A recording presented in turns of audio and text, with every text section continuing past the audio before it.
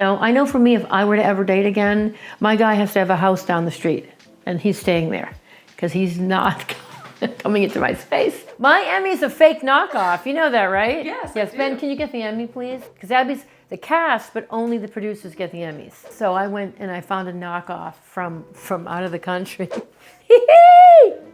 It actually is heavy. Hi, I'm Christine-Abbeysmom from Love on the Spectrum. We're talking about season 3. Subscribe if you want to get all the scoop. Hit me, girl. Hit me with the questions. What do you want us to know about Abbey and David? Well, it's a show that we're part of. We're a piece of the puzzle, a puzzle piece, I guess, of the whole. And it was fascinating to watch. Love Connor, love Tanner, love the new girls. We got to meet everybody this year. And so it's just wonderful to be part of it. Some thoughts I have on it. This is a show about relationships more than it's about autism. Even though everybody has some effect of autism on the show, I wish that everybody got to know a little bit about the people's backgrounds, the individuals. Like a chyron lower left that said, Abbey, diagnosed at 2 with autism, 22 years of speech therapy, still in speech therapy today. That way that the people can kind of understand where everyone's coming from. James openly says he has Asperger's, which I think is really important, even though technically you can't say that anymore, but at least we know, oh, that's a slightly different effect of autism on an individual, so there's that part of it. But it's been great to meet everyone and get to know them and those kinds of things. So it's, to me, a little bit less about the autism and more about the romance, because that's what it is, Love on Spectrum. But for Abbey, she's still in speech. She's still dealing with expressive language and accessing that. I'm so grateful that Abbey was even a part of the show, because there was a time I thought she couldn't do the language. And I was scared for her that it would be too much pressure. So they don't show you much of that struggle, Abbey's expressive language. David does not have those same issues in his expressive language. And I think because Abbey's a Gestalt learner, she often speaks in her past memories. She will use a memory to describe something. And that can be divisive in conversation because you don't really know what the person's talking about. So we're trying to, in the speech, give her expressive language, specifically feeling words, to talk about emotions and things like that. So that can be hard in a relationship. So the show doesn't really get into that stuff. I hope maybe at some point we get to do more of that, diving in and really showing people what that looks like. With Abbey and David's storyline on season 3, they seem to be focused a lot about marriage and the next step for them as a couple. How do you feel about that being the question everybody's asking? Yeah, I think the audience is a lot of different types of people, but a lot of typical people watching, and they're putting sort of, I think, typical steps in life on people who are on the spectrum. And I think people on the spectrum can do life their own way. And I think in today's world especially, getting married, moving in together, getting a ring, all that are societal constructs, right? We don't really need to, people can do whatever they want in today's world, right? And so I think there's a little bit of that pressure from the outside world. I think watching Abbey and David grow as a couple has been fascinating. And I think there's only like, oh, we've been together 3 years, I need a ring. That's a social construct. I know for me, if I were to ever date again, my guy has to have a house down the street, and he's staying there because he's not coming into my space. Because, that's, you have life experience and you learn things and how you want to do things, which is a little bit maybe different than what other people want to do. So I feel a little bit like people are putting their own expectations on it. Abbey and David continue to grow together, and, they deal with things as they come up. They're still learning how to express their feelings. They've both grown so much, and all that's really good. How do you feel about the increase in media attention right now? It's interesting and it's kind of sad, because we were part of a little show for 2 years that was a safe island, an island filled with just love and positivity, and parents writing to us saying how much hope it gave them. And that was really beautiful. But I've just noticed in season 3, it just kind of escalated. And now a lot of negativity, snooping in people's backgrounds, making assumptions on someone's story that they know nothing about, commenting on us parents like we're either good or bad or terrible, and really coming for us in every way you can. And I guess that's part of being on a show that's popular, but it's still a show about autism. And let's not forget that every one of the parents in the show has had a struggle like mine, and we're in a special group. And for all the parents out there, you know what I'm talking about. So when people come up with all this negativity about people's personal lives and stuff, it's really sad, because it's such a great show. I think it gives us all hope. I know it's given me a ton of hope, and I wish that those people could really try to focus on positivity instead of digging for the negative, and that's what they're doing. Yeah, it's hard because now it's a bigger show. You guys have a billboard on Sunset. But it says love on the spectrum made me believe in love again, and isn't that a beautiful thing? And for these people that otherwise, everyone knows that for people on the spectrum, it is hard to meet someone that's maybe in your community, in your world, that understands the way your mind works, which is what Abbey always says. So I don't know, that's just a beautiful, positive thing. Not to mention loving each one of the characters directly, because they're so beautiful. Their humanity is shown so beautifully. Their likes and dislikes, the way they see the world is something we all fall in love with. That's a beautiful thing. So when people start digging for the ugly, it's just sad. But I guess that's what people do. At some point they feel they have to. I don't know. With Abbey and David's storyline culminating in the song, how did that come about? Did Abbey just one day say she wanted to write a song about David? Well, she was saying because of her language and him being frustrated with her expressive language at times, she'd say, I never want to lose him. I never want to lose him. And it made me sad because I know what she meant, you know? And I should mention she's been through a terrible breakup before David, several years prior to meeting David. It's the only boyfriend she had. And that boyfriend broke up with her because of her language. The mother came to me and she said, oh, he's decided they're going to take a break because, she said, well, let's face it, my son should be able to have a conversation with his girlfriend. And that was one of the hardest days. I mean, I literally felt nauseous and sick, and the room was spinning when she told me this. And I said, this can't be happening. And then I had to tell Abbey, who was saying, why isn't he texting me? Why isn't he texting me back? Not understand what was going on. It was really painful. So Abbey was about 18 at the time when this happened, 18, 19. So we've been working on language quite committedly. So, is that a word? Since then, to bring up that conversational language and to help her access that part of her autism. And it's not just so I can understand her. A lot of times people will say to me, let her speak, let her do her thing. And they don't understand that she's a Gestalt processor. She's speaking in memories. It's divisive. And we've already been through a hell experience with this painful, painful breakup that she went through because of her language. So there must be a lot of anxiety that she feels about that with. I think so, but it's like honoring how her brain does work, but giving her the chance to translate. I've always said it, your brain works this way, that is fine. You're not doing anything wrong or bad or whatever, but no one understands when you are speaking in a memory from the past. So what do you feel in this moment? Well, that means I feel scared. Then say I feel scared. So we've done a visual dictionary that has pictures of those memories with the feeling words next to it to help her visually see that, oh, when I say clubhouse, it means I'm scared. Clubhouse was a school she went to when she was 5 that she didn't like, but couldn't tell me she didn't like it. So it's that kind of thing, yeah.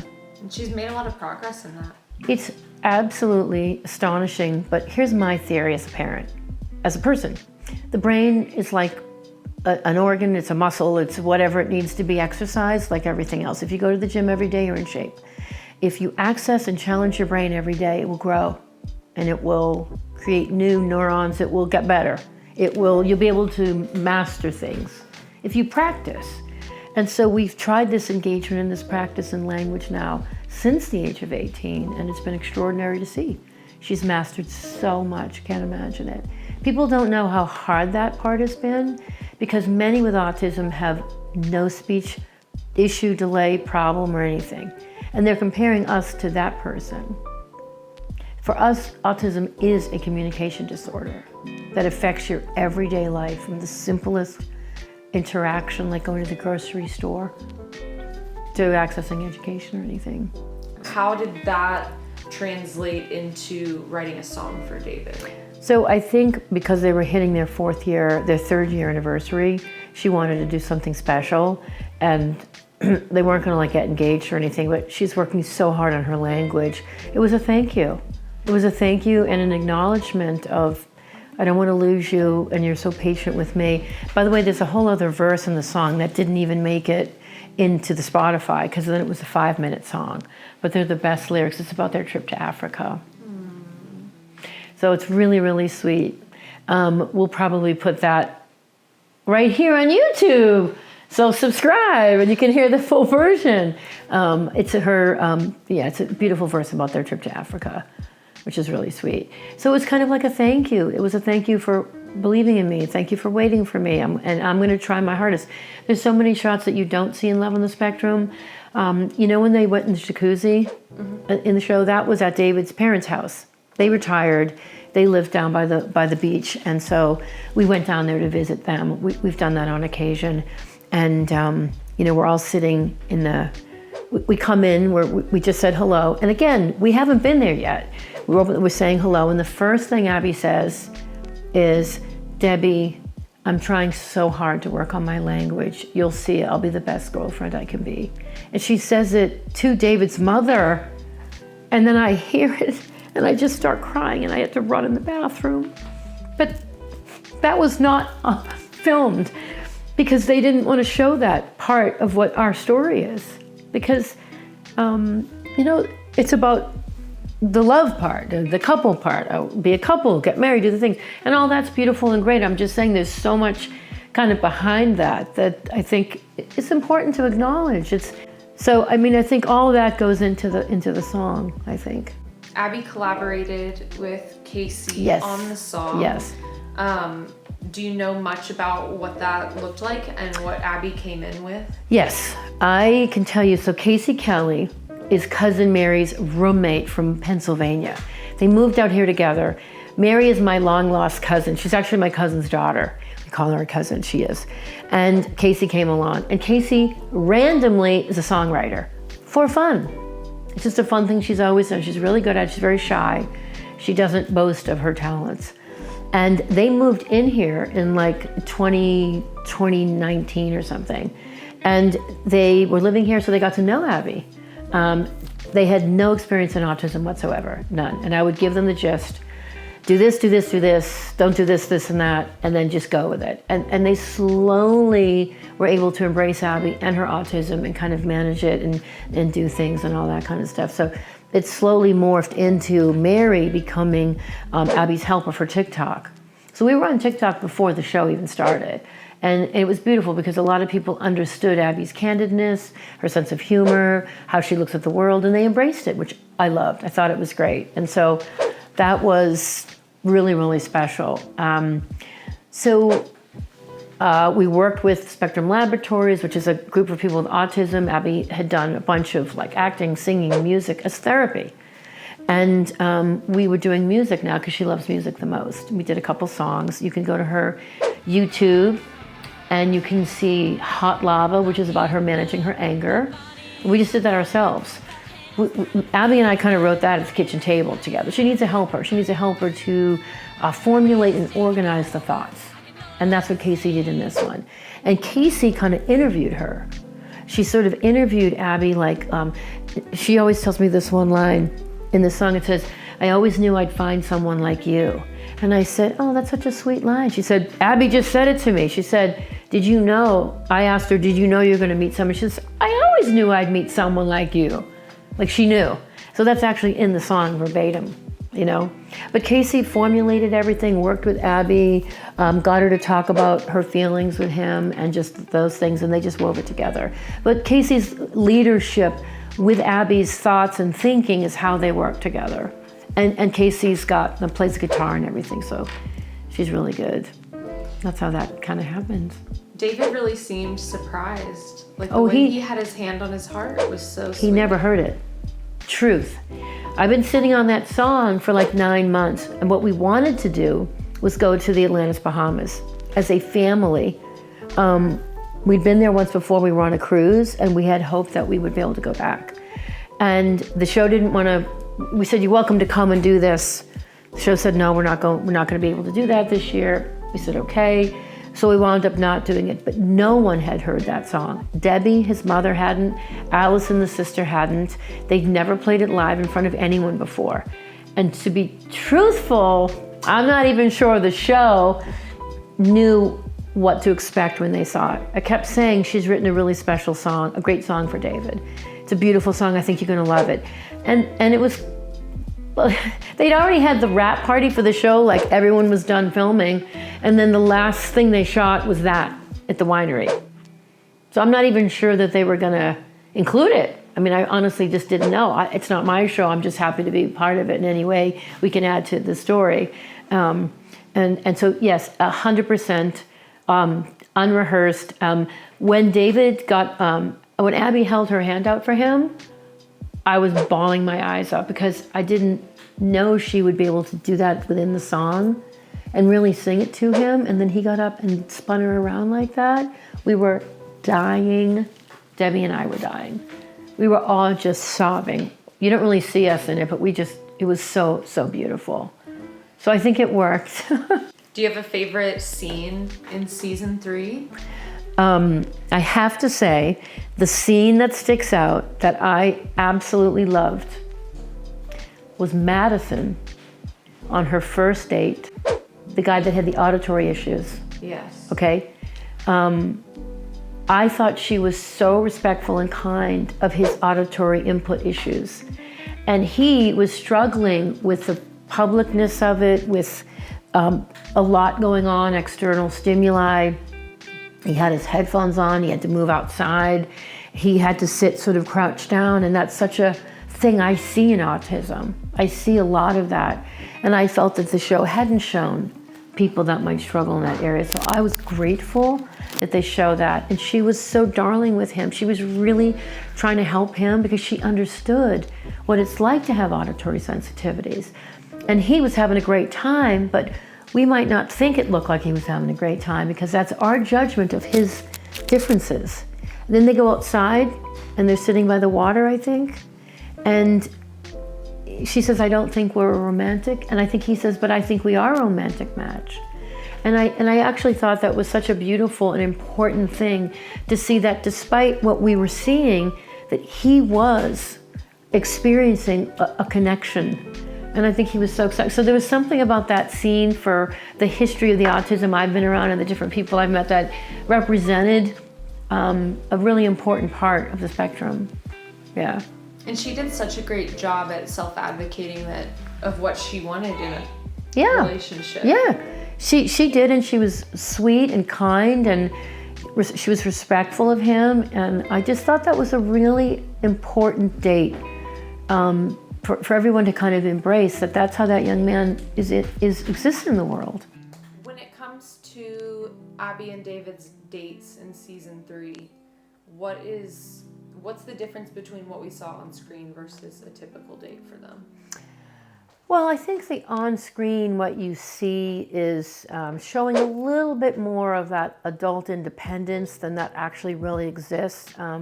Abbey, cousin Mary, is Abby's aide and helper. She helps her with everything while I'm at work. And David also has a helper at his job. He works HR for the city. And so they usually have someone helping them. Neither one of them drive.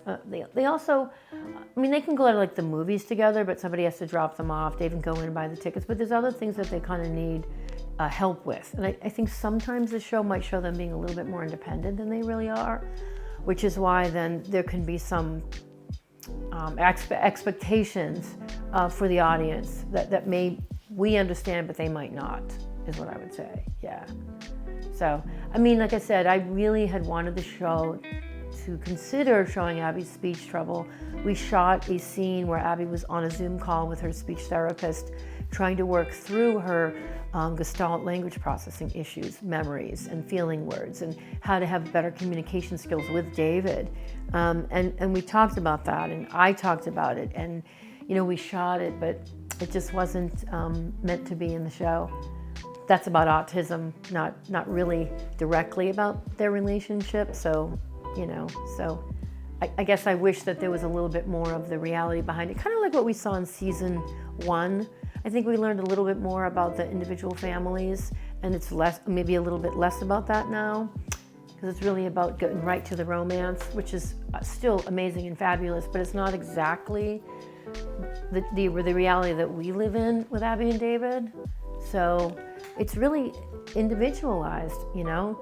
I mean, I wish that we could show how we navigate a week in the life of Abbey and David, and how, you know, Mary helps, and Petra, who is David's helper, she helps and assists, and how they decide to get on a date, how we execute that, how David is learning certain things in the relationship based on the expressive language troubles that Abbey has. And you can kind of see them working in this very different sort of scope of interactivity. But, you know, I guess we'll have to do that here on this YouTube channel, which is why you have to subscribe to it.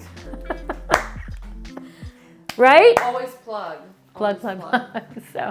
So that being said, what do you hope for maybe like a season 4 with Love on the Spectrum? I'm sure they'll be doing seasons to come, because I think the show is tapping into something that, I always say, positivity and love, and, you know, just getting reminded of our humanness is something that we're dying for, but not a lot of shows are willing to show that. People show controversy and madness and get people divided and enraged. Like, that's a sort of, to me, a false sense of feeling connected and alive. And it's the darkest form. I want to be connected to shows that are positive, enlightening, hopeful, because I think that's what we're all craving. But a lot of, sometimes in media, it's the opposite. Let's show you the raunchiest, grossest thing so that you kind of, you know, rubberneck here. And I just don't want to be part of that in shows. So our, you know, Love on the Spectrum has been, I think, such a feel-good reminder that you can talk about really positive things and revive the world towards goodness and still get 5 Emmys. Maybe 7 when we're done. Do you want to show your Emmy? My Emmy's a fake knockoff. You know that, right? Yes, Yes, I do. Ben, can you get the Emmy, please? It's on the mantle. Okay, so I asked the Academy if we could buy an Emmy, because Abbey's the cast, but only the producers get the Emmys, right? So I went and I found a knockoff from out of the country. It actually is heavy, but clearly that's not real material, whatever it is. And I had Abbey's name put on it, and I gave it to her for Christmas. That's so cute. I love it. Yes, this was for 2022. There's actually 2 more Emmys. There's 2 more from. There you go.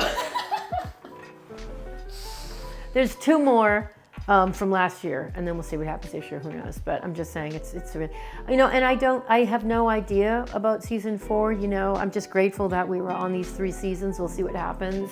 You know, as life continues, as it will. We'll see, but we want to continue sharing Abbey's story here on this channel. This channel will be the nitty-gritty of behind the scenes of life with Abbey will be here. And I want to keep sharing that because, you know, I've learned so much. She's highly entertaining. She's come so far. She inspires me. She never quits trying to sometimes do the very things that we were all born doing, like basic communication skills and really thinking your thoughts and being able to express yourself. And she's had to learn over 22 years to do that. So please subscribe if you want to hear more about my thoughts on being a part of Love on the Spectrum.